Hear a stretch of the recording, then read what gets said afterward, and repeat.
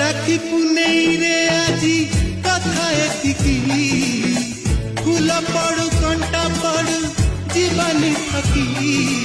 राखी राखी तू रहिलु साथी राखी राखी तू रहिलु साथी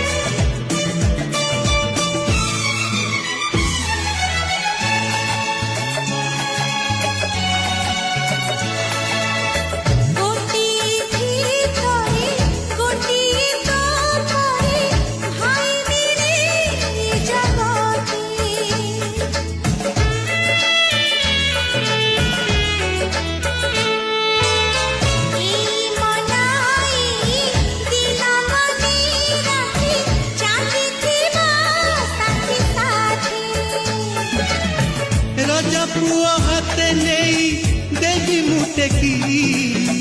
भौणी सुखारे थिले भाई तो सुखी